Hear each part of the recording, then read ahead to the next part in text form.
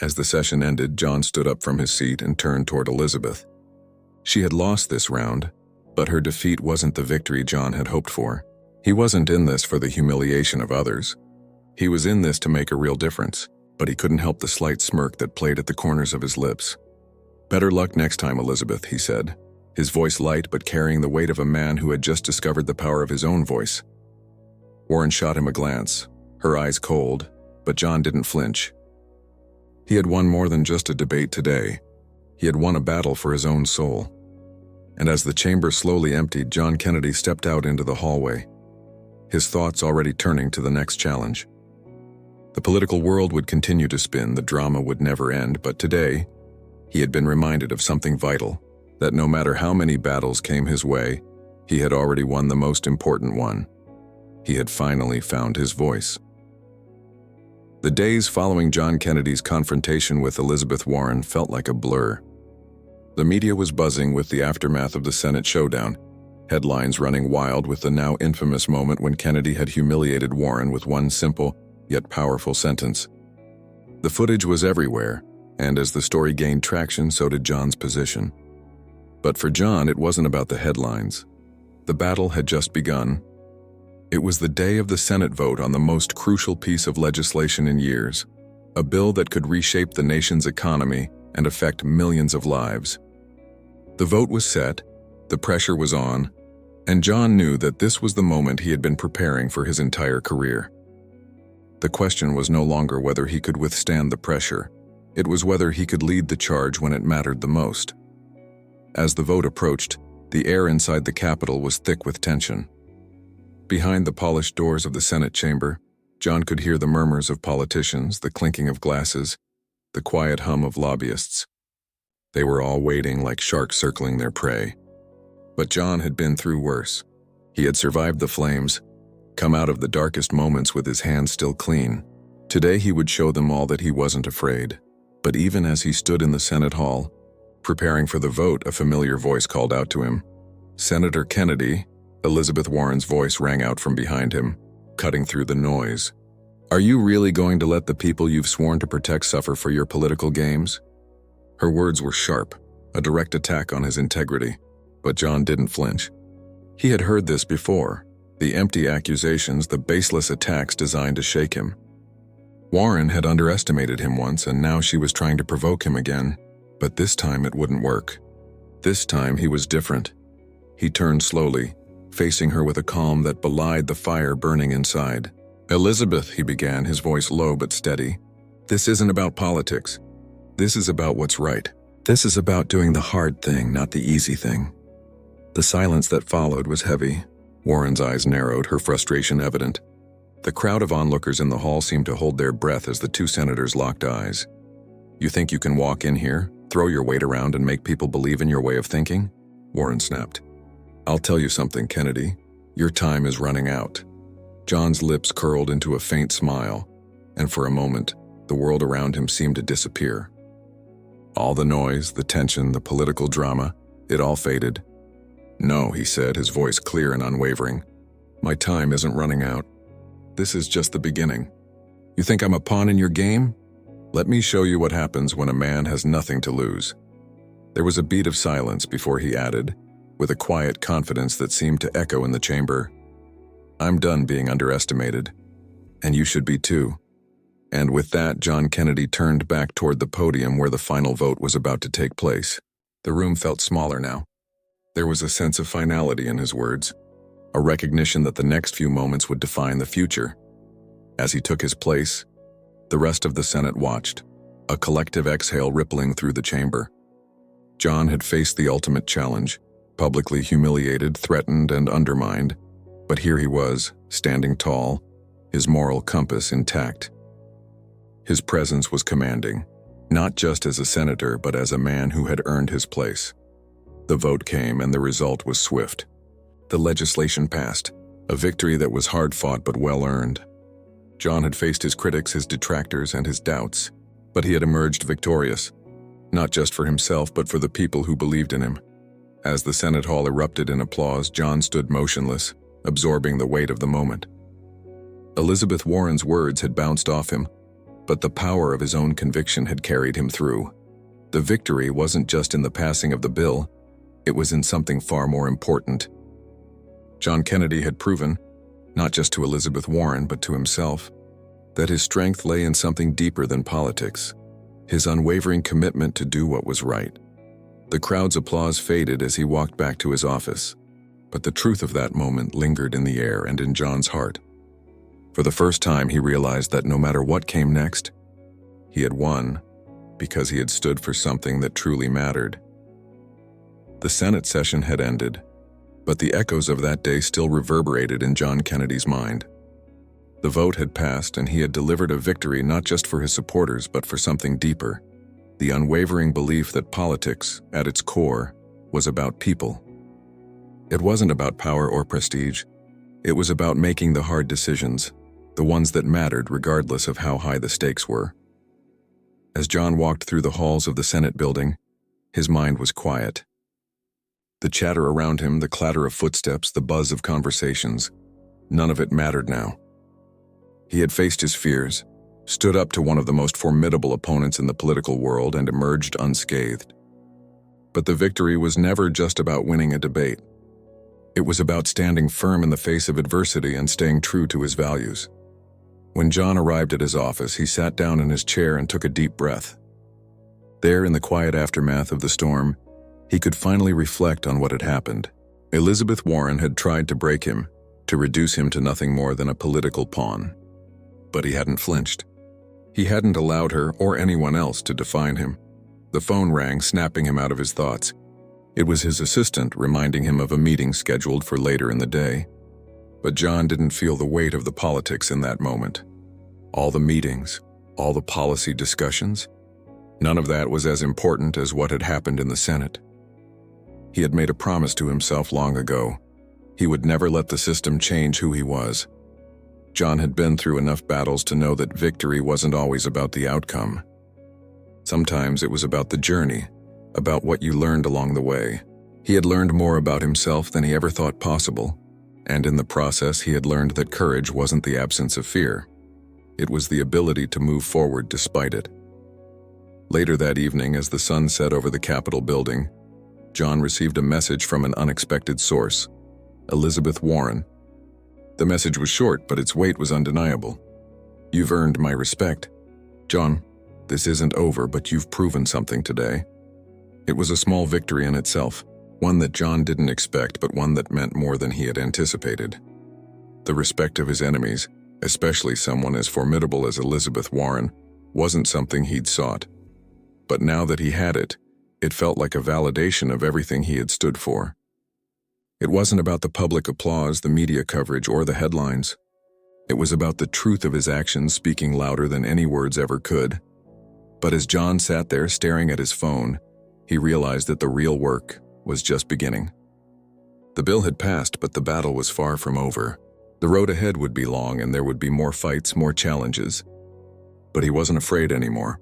He knew who he was, and he knew that the truth, his truth, was stronger than anything the political world could throw at him. The next morning, John walked out of his office and into the bustling corridors of the Capitol. He could feel the weight of the moment lifting, but it wasn't a weight he had to carry alone anymore. He had earned the trust of the people, and he would carry that with him as he moved forward. But as he walked toward the steps of the Capitol building, John took a moment to reflect on the most important lesson he had learned that day. True strength doesn't come from what you win. It comes from what you stand for. The crowd outside the Capitol cheered as he made his way to the steps, but John knew that this moment wasn't about the cheers. It was about the quiet, steady resolve that had brought him here, the resolve that had seen him through the darkest times and had carried him into the light. And as he stood there looking out over the crowd, he realized that no matter what came next, he had already won. Not just the battle, but the respect of his people, his peers, and most importantly, himself. "This is only the beginning," he whispered to himself, stepping forward into the future, where the true fight for justice and truth would always be waiting. And then, in that quiet, still room, John Kennedy delivered the sentence that would change everything. "Elizabeth," he said slowly, his voice low but clear, "I'm not here to play your game. I'm not here to entertain you. I'm here to do what's right, and unlike you, I don't have to answer to anyone but the people who trust me." The room seemed to exhale in unison. The tension in the air, which had been thick with uncertainty, began to shift. The audience, for the first time, began to feel the power in John's words. His words didn't just carry weight. They were a truth that had been buried under the chaos of politics for too long. And in that moment, John Kennedy wasn't just defending his record, he was defining it. Elizabeth Warren looked taken aback, her mouth opening and closing as she tried to find a retort. But the truth of John's words had left her momentarily speechless. For the first time in the debate, it wasn't just John Kennedy standing at the podium. It was the real John Kennedy, the man who had faced adversity head-on and come out the other side stronger. And the audience could feel it. They could feel the shift. This wasn't just about politics anymore. This was about integrity, about standing up for what was right no matter the cost. Elizabeth Warren's face flushed with anger, but there was no turning back now. She had underestimated him, and in doing so, she had made a fatal mistake. The room was still buzzing with tension as the audience digested John Kennedy's powerful words. But Elizabeth Warren, ever the political shark, wasn't ready to let the fight slip through her fingers. She tried to mask her surprise with a tight smile, but everyone in the room could see the cracks beginning to form. John had just dropped a bombshell, and it wasn't just about his record. It was something far deeper, something that threatened everything she thought she knew about him. For a moment, the room felt suspended in time. John had said what he needed to say, and now it was Elizabeth's turn. The glare of the lights, the flashing cameras, the eager faces in the audience, all of it seemed to weigh on her. She could feel the shift in the air, and she knew she had to reclaim control. But there was something in John's eyes now, something different from the calm politician she had expected. John's eyes narrowed, and for the first time that evening, he stepped closer to the microphone. He wasn't finished. He had one more card to play. "Elizabeth," he began slowly, his voice a little quieter now but heavy with meaning. "You came here today expecting to find a flaw in me. You thought you could expose me for some hidden weakness, didn't you?" The crowd leaned in, eager for what was to come next. The air in the room thickened with anticipation. Warren's lips tightened as she prepared to strike back, but John wasn't finished. "You were right about one thing, though," he continued, his gaze steady and unwavering. "I've got a weakness." The room grew silent. This was a twist nobody had expected. Warren, now visibly intrigued, leaned in, her eyes narrowing as she prepared for the reveal. John let the tension simmer before delivering his next words with the precision of a surgeon's scalpel. "My weakness, Elizabeth, is that I care." His voice was calm, but there was an undeniable force behind it. "I care about the people I represent. I care about their struggles.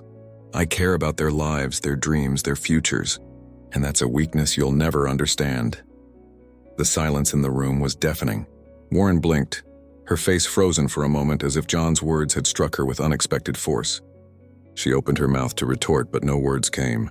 John Kennedy had just flipped the narrative, turning her attack into his advantage. "You see, Elizabeth," he said, stepping back from the mic slightly, his voice rising with quiet authority. "You can throw all the insults and criticisms you want, but you'll never break me. Because at the end of the day, my fight isn't for power or prestige. It's for the people who have been ignored, sidelined, and forgotten. And there's not a single thing you can do to take that away from me." The audience was mesmerized. This was no longer a debate. It was a masterclass in political warfare. John Kennedy wasn't just defending himself. He was defining his legacy in a single sentence. The words felt like a shot across the bow of everything Warren stood for. She had come to humiliate him, to tear down his credibility. But instead, she had just reinforced the very thing that made him a threat: his authenticity. Warren's face twisted in frustration, but she knew she had lost the moment. The crowd, once tense and uncertain, now erupted in applause. It wasn't just polite clapping. It was a genuine, heartfelt response to what they had just witnessed. They had seen a man stand up and own his truth even when cornered. But John Kennedy wasn't done. He hadn't just exposed his weakness, he had revealed something much more powerful: his moral clarity. He looked directly at Warren, his gaze unwavering. "You may have power, Elizabeth," he said, his voice quiet yet piercing, "but you'll never have what I have, and that's why you'll never win." Warren, visibly rattled, opened her mouth to speak, but the words failed her. The weight of John's revelation had done something she hadn't anticipated. It had exposed her as the politician she was. A politician who had used attacks and threats but lacked the one thing that mattered most: integrity. John Kennedy turned away from the podium, his back straight, his heart unwavering. The crowd was on its feet now, the applause deafening. They were no longer just applauding his words. They were applauding his strength, his authenticity, and his refusal to back down in the face of political gamesmanship. As the applause roared, John walked calmly to his seat, his head held high. Elizabeth Warren stood frozen at the podium, her composure shattered. The room had shifted, and there was no coming back from it. John Kennedy sat back in his chair, the roar of applause still echoing in his ears. For a moment, everything around him seemed to blur, like the world itself was suspended in time. He knew what had just happened. It wasn't just a political win. This was something deeper, something far more personal. He had always prided himself on being more than just a politician. His entire life had been a series of battles, not just in the Senate, but in the quiet moments away from the cameras and the noise. The moments where he had to decide whether to give up or keep fighting. And today, in that room in front of Warren and the entire Senate, John had realized something. He wasn't fighting for approval anymore. He wasn't fighting for the cameras or the headlines. He was fighting for something far more powerful. He was fighting for the truth. As the applause began to die down, John's thoughts shifted to the long road that had led him to this moment. His rise to power had never been easy. He had faced ridicule, criticism, and endless obstacles, but each challenge had made him stronger, more focused, and more determined to do what was right, not what was easy. And as he stood there, feeling the weight of the victory settle over him, he realized he had changed. He wasn't the same man who had entered politics all those years ago, eager to prove himself. No, the man standing before Elizabeth Warren now was someone far different. He was a man who had found his true purpose. A man who didn't need to shout to be heard, who didn't need to tear others down to stand tall. He had learned that the strongest people weren't those who took others down, but those who could stand tall, with their heart intact, despite the forces trying to tear them apart. John felt his confidence grow. For the first time, he understood that what truly mattered wasn't the title or the position, it was the people. The people who had always trusted him, believed in him, and fought alongside him in the trenches. It was for them that he had to keep pushing forward. It was for them that he had to keep standing up, even when the odds seemed impossible. He glanced at Elizabeth Warren, who was still standing at the podium trying to regain her composure. She had underestimated him, and in doing so, she had given him the greatest gift, the opportunity to show the world who he really was. Warren's attack had backfired. Instead of exposing him, it had illuminated him. And now everyone in the room could see it. For a moment, John allowed himself to enjoy the victory. The loud applause, the cheers, the pride he felt in his heart. It was all real. But then something shifted inside him. The applause died down and the weight of the future loomed large. He had won this battle, but there were many more ahead. He knew, deep down, that this moment wasn't the culmination of his journey. It was just the beginning. Because winning a single battle wasn't enough. He had to keep fighting every single day. He had to prove, day after day, that his commitment to the people he served was more than just words. It had to be seen in his actions. And as he sat there, feeling the eyes of the room on him, John Kennedy made a silent promise to himself. This wasn't the moment he would be remembered for. It was just one chapter in a much larger story. The real test was yet to come. The tension in the room was palpable. It wasn't just another debate. It was a showdown. John Kennedy stood at the podium, his calm demeanor a stark contrast to the searing words of Elizabeth Warren. The Senate chamber had never felt this charged before. Every seat was filled, the air thick with anticipation. The cameras flashed like lightning as the two political titans faced off. Elizabeth Warren, with her sharp eyes and even sharper tongue, was on a roll. Her voice echoed through the chamber, biting through the silence. Senator Kennedy, you've built your career on appealing to the masses, but when it comes down to actual policy, your track record speaks volumes of failure. Can you defend that? Her words were like daggers, each one aimed directly at his heart. John could feel the weight of the challenge. The room held its breath as her words rang in the air. His eyes narrowed slightly behind his tortoiseshell glasses, the only sign of the storm that raged inside him. Warren had thrown the gauntlet and the crowd was on edge, waiting for his response. "You know, Elizabeth," John said, his voice calm, almost too calm. He let the words hang in the air for a beat, his hands resting lightly on the podium. "I've been through tougher battles than this." The audience shifted, whispers spreading like wildfire. This wasn't just a political argument, it was personal, a test of character.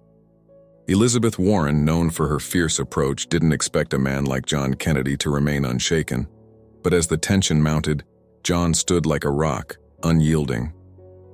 There was no flinch, no hesitation. He looked Warren squarely in the eye. "But let me tell you this."